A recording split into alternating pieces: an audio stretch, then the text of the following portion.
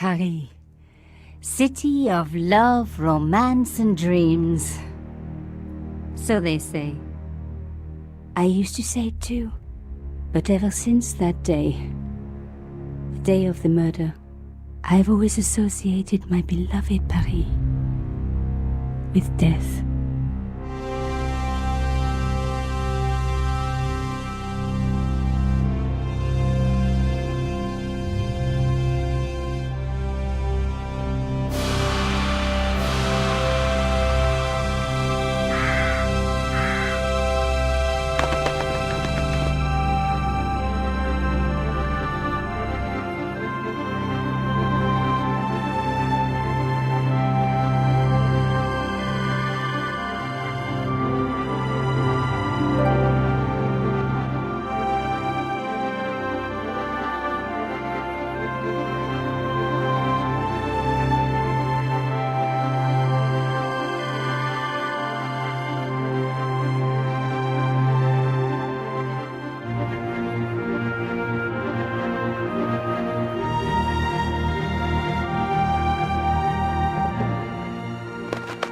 I was at home having a bath when my editor called.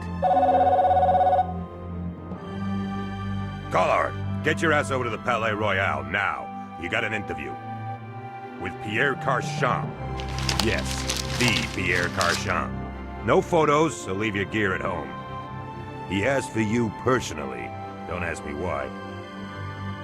Anyhow, this could be big, so if he makes a pass, don't forget. Just smile, say yes, and keep taking notes. So charming and so very apt. Pierre Carchon was a media king, a national hero, and one of the most infamous adulterers in Europe. He and his wife Imelda were just one step down from royalty. Whoa, I hate mimes, but unless you humor them, they don't go away.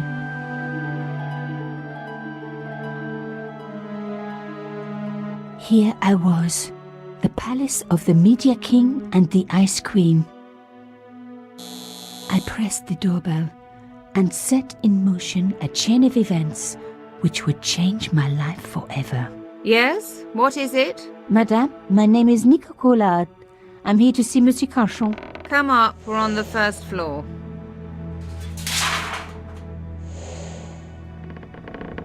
Madame Carchon, it's a pleasure to meet you. Yes, I'm sure. The Ice Queen was certainly living up to her reputation.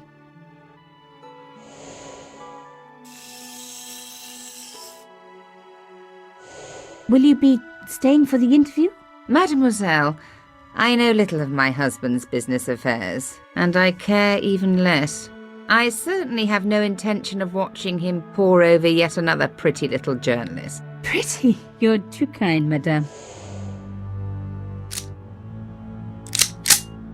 Ah, the talented and very beautiful Mademoiselle Collard. Such a pleasure to meet you at last. Monsieur Carchon, I am honored.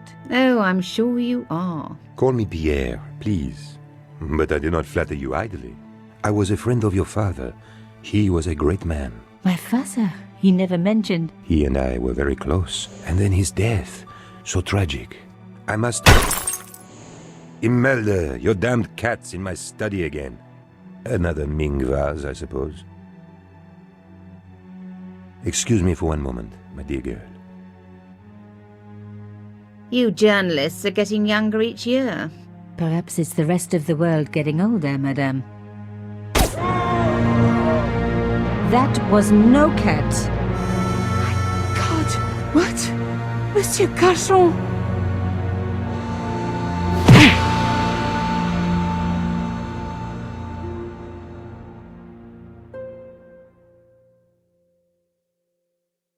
He's dead. I must call the police. You'd better stay here. There was a man. It was the mime. Do you think he... Well, I believe we can rule out suicide, don't you? No wonder they called her the Ice Queen. She would have been top of my list of suspects if I hadn't seen the attacker myself. And if I hadn't come across a couple of murders just like this already. One of the most important men in Europe murdered And here was I, Nico Coulard, alone at the scene of the crime. Should I wait for the cops? Or start my own investigation? It was a no-brainer.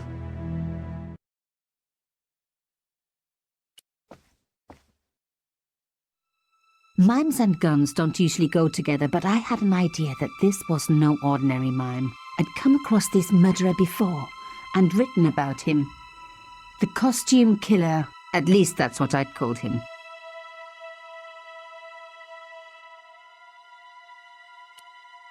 It was one of my hair clips. My favorite, in fact. It must have fallen when I was knocked down. I closed his eyes. It was the least I could do for the poor fellow. Some people hate searching corpses for clues. Me, I'm okay with it. Reminds me of an old boyfriend. In his pocket, I found a ticket stamped Bateau de la Conciergerie. Taking the ticket meant I tampered with the evidence. There was no going back now.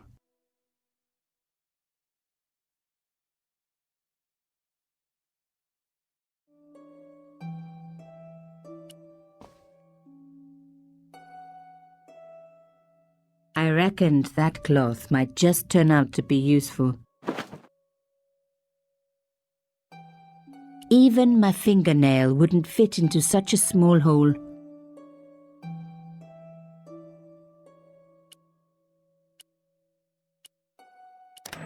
Aha!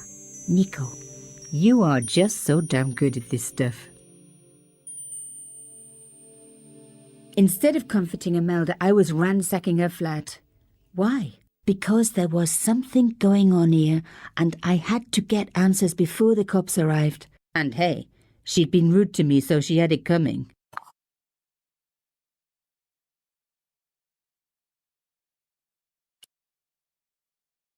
A key. Maybe a safe key.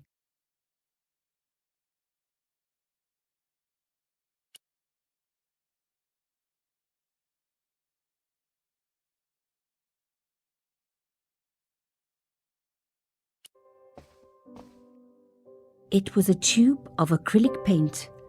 French ultramarine. Just the color I was after for my bathroom. I'm sorry, I have to go. Someone is... Young lady, what are you doing? Oh, this paint. It's my favorite color. For God's sake, keep the damn stuff.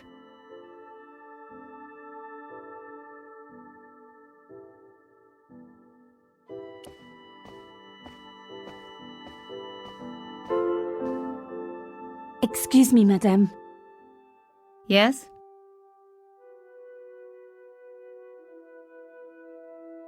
I am so sorry for your loss, madame. No, you're not.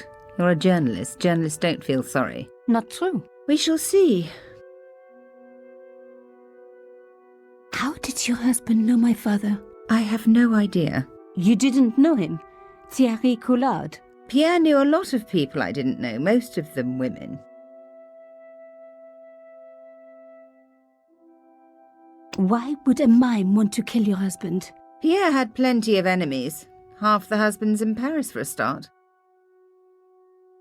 Why did your husband send for me? What did he want to discuss? I have no idea. His business was his business. He never told you anything? No, and frankly I preferred it that way. This is quite a scoop for you. I suppose you're already inventing the headlines. Just because I am a journalist. Don't patronise me. You're all cut from the same cloth. Do you have any moral sense at all? Yes, that's why I do this job. You do it to see your name in print. As if my editor gets the byline, I just do the work. Well, don't expect my sympathy. The police will be here soon, madame. Is there anybody you would like me to contact? Family, friends? No, I have no family. Pierre and I were... He was all I had, really. Not much, was it? The dutiful wife. That was my role. He never talked, never let me in. I know one thing, madame. What? If you want to find out who killed your husband, then you let me do the job, not the police. Why? How do I know I can trust you? Your husband invited me here today because he needed me. I think he knew somebody wanted to kill him, and he knew I could help. I doubt it was your database he was after. You're wrong. I was onto his killers already, I am sure of it. Please, you owe it to him. I don't know. All I need is a few more minutes to look around before the police come. You really do have a moral sense, don't you? I trust so few people. And perhaps Pierre really did think that you could help. Of course it wouldn't have stopped him seducing you too. Here, take this. It's the key to the drawing room next to the library at the end of the hall. It was Pierre's room. I rarely went in there. I couldn't. I was too scared of what I might find. Thank you. I promise you won't regret this.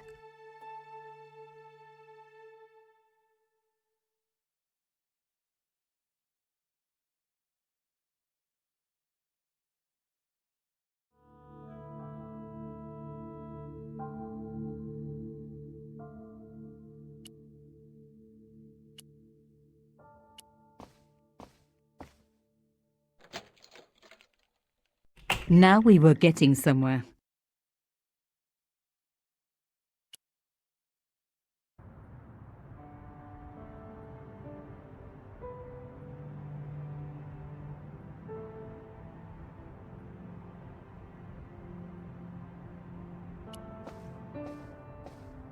The painting showed the Cachons together, in love. As the poet said, the past is a different country. Or did I read that in a fortune cookie? There was the very faintest of clicks.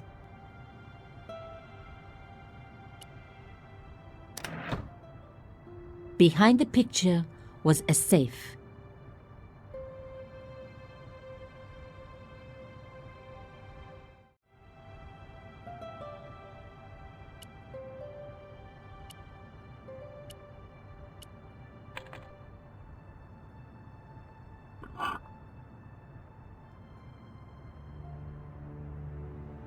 In the safe was some kind of artifact. There were strange symbols on its surface. It looked like the printer's blocks I'd made at art school. If there was one thing I'd learned about symbols, they are always important. But these symbols scratched into stone were impossible to read. I needed to find a way of printing them. At least the stone was round. But what could I use for ink? And what could I print on? Sure, I was stealing, but I knew Imelda didn't know about the artifact, and Cachon was past carrying.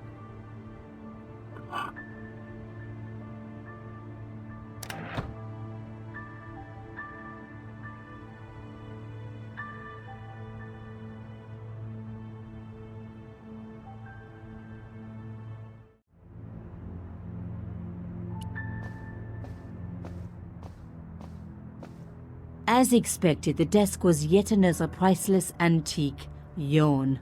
The blotter and in tray had clearly been placed with mathematical precision.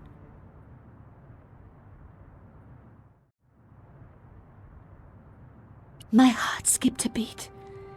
It was a carved elephant. But not just any carved elephant.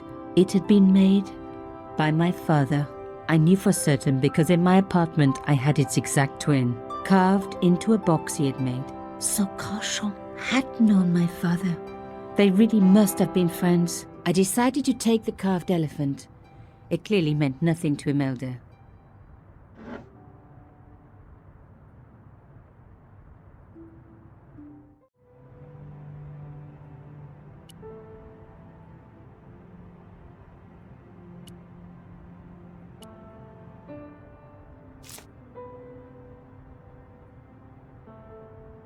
I'd spread blue paint over the bottom of the tray.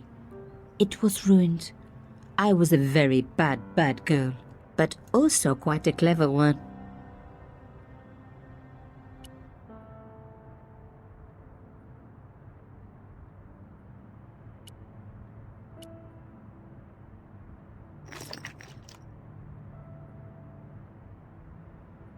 I rolled the artifact in the paint until it was completely coated.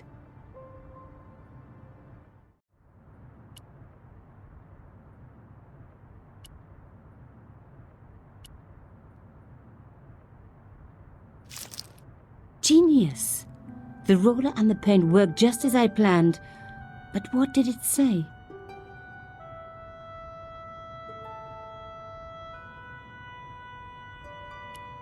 It was some kind of coded message. It read, "Sub judice."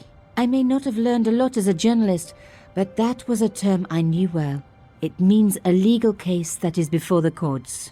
Below it was a sequence of letters that made no sense. I suddenly realized there was a connection between the boat ticket and the coded message. The boat ticket was stamped Bateau de la Conciergerie. The conciergerie on the Ile de la Cité, by the river, housed the ancient law courts. So, sub judice could in this case mean literally under the law courts, below the conciergerie. I was pretty sure I'd found all I could here. And besides, all this opulence was making me pine for my regular life of poverty. This was a huge story. It was also one heck of a puzzle with a lot of pieces missing. But I was going to crack it. And if I could just remember the name of that fancy prize you get for being an ace journalist, I was definitely going to win it this time.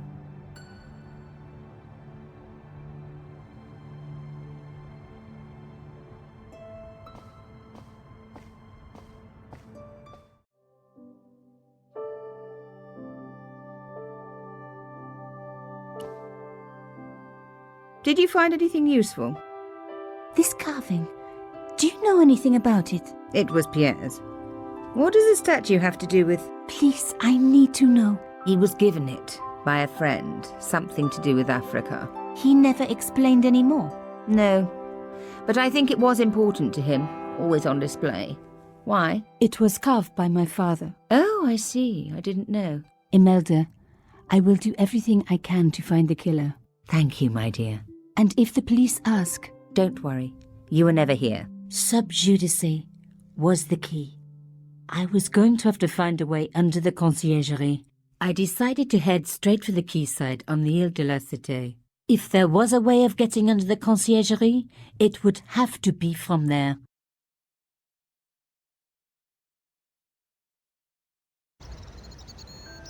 Canchon wasn't the type for messing about on the river. He was up to something down here. Something that got him killed.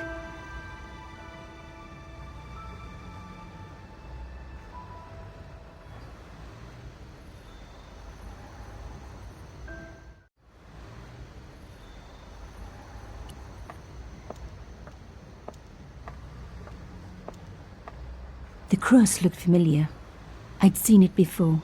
It was embroidered on the lace cloth I'd picked up at Canchon's apartment. I knew I was on the right track.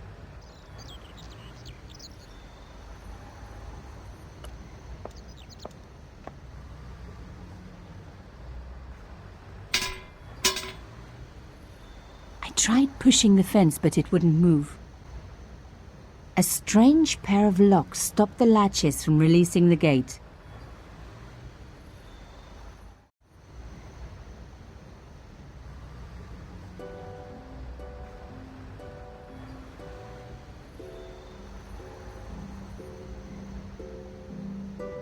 Yes!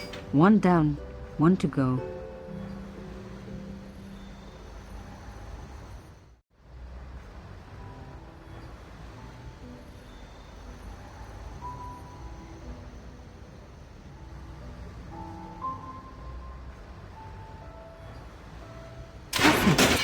Nothing like a good convent education for honing your lockpicking skills.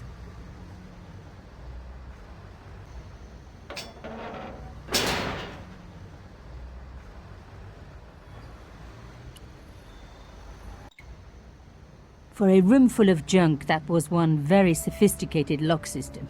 This place was definitely fishy, in more ways than one.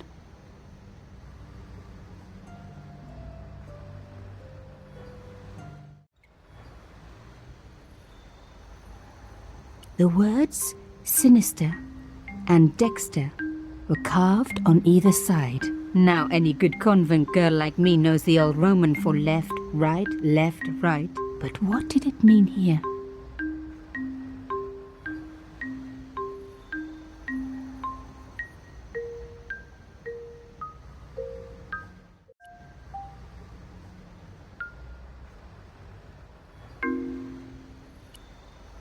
Pulling out the painted cylinder had given me a print of a secret message. It read, Sub Judice. Below it was a sequence of letters, S, D, S, S, D, S, S.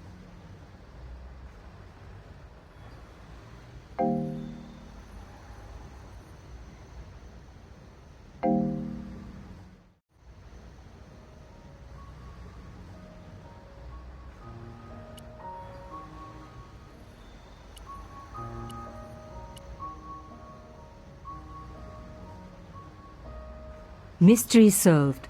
Carchon's stone cylinder slotted into the hole with a satisfying click.